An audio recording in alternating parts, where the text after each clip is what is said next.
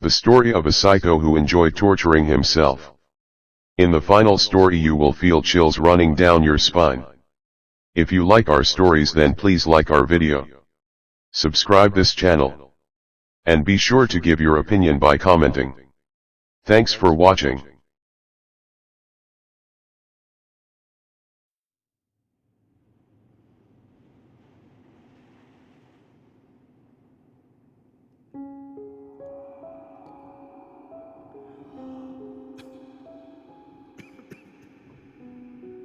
Sam had never felt better.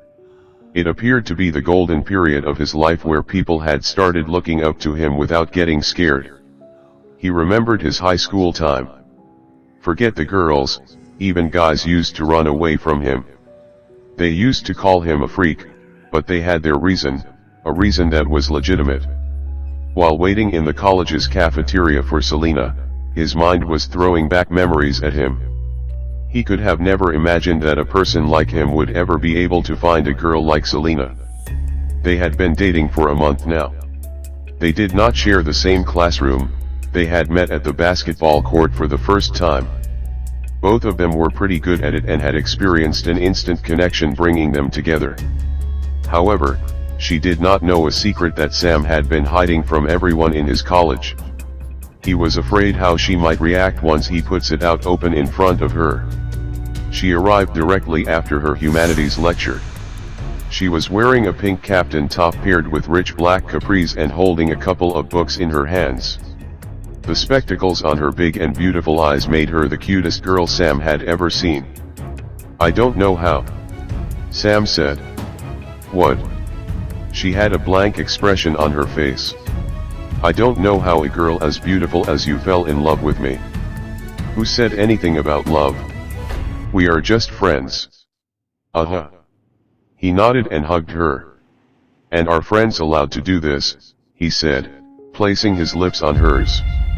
She kissed him back with a smile. "You said there was something extremely important you wanted to tell me," she said with a puzzled tone. Yeah, but why don't we grab something to eat first?" he said, pulling out a chair for her. They sat down and ordered cheese sandwiches with Coke. "You do know I have a class in 15 minutes, right?" "Yeah," he said and unbuttoned the sleeves of his shirt. As he unfolded both of his sleeves, Selena jumped up in shock. Several scars were running up and down his arms. Some of them were deep cut wounds and some verified stitches. "I used to cut myself. It was pleasurable for me," he said. "They are present on my entire body, which is why I'm always trying to cover as much as possible through clothes." You need help, Sam.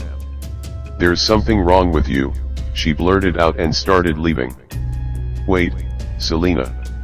I'm not the same person anymore," he shouted as she was leaving. "We are done, Sam," she said, turning back and then left. It was loud enough for everyone to hear. What he did not consider was that his scarred arms were now visible for everyone in the cafeteria. He immediately pulled them down, but by that time, many of them had already seen it and a few of them had even clicked a picture. #freak, one of the girls said aloud while posting it on her Insta. "He's a monster," someone said behind his back. Frustrated by what had happened, he kicked a chair and left the place. "How will I ever face my classmates again?" he thought. By now, everyone must have already seen the picture and they have started calling names as well. A rage was rising up in his blood. The horrible started haunting him again. You will never find any friend. People will always be afraid of you. You can trick people by hiding that skin. But when you lift off the curtain, they will hate you. His mother used to say. She was dead now, leaving him all alone in her home, but those were the last words she had said to him. Everything that she had said was now turning to be true. He did not enjoy the pain that followed after every cut he made in his skin. But he enjoyed cutting it open.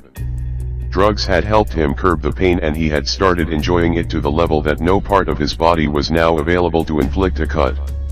As he was running back to his home, his heart was thumping, his fists were clenched in fury. but his mind knew exactly what needed to be done. She and mine, he whispered to himself and kept repeating the same.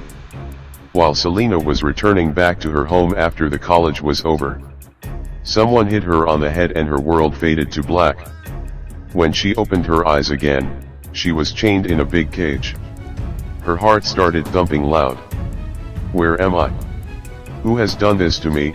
She thought, trying to pull her hands from the cuffs. The room reeked of blood, which made her squirm. Unable to do anything in order to free herself, she looked around and found another cage. Nothing more was visible as the room was meagerly lit. Trying to find out the big why, Sam asked, climbing down the stairs to the room. Sam? What have you done to me? She said helplessly. Please let me out. You love me, right? I do, and that's why you are mine. Yes, I am yours, she said, panicking. But you need to let me out of here, so you can insult me again in front of everyone. No. It was a mistake. I love you. You know it, right? She cried. You know what's in that cage? He asked. Seeking her unsure expressions, he switched on the light. What Selena saw injected a terrible shock in her body. Inside the cage, a naked girl was lying almost lifeless. She could see several cuts on her body. There was blood on the floor. She was patched up in certain places. A few bandages were lying outside the cage. She could notice an IV protruding out of her wrist and a few bottles kept on the shelf above the cage. We used to be lovers as well. Just like you and me, he said, pointing towards Selena. She did the same you did to me today. That day, I had decided to stop cutting myself. However, the urge kept layering inside me until an idea popped into my mind. I couldn't cut myself, but that did not mean I could not inflict cuts on others, he said, picking up a sharp knife. A sinister smile was placed across his face. You are mine, he said, walking towards Selena. Finally, you are mine.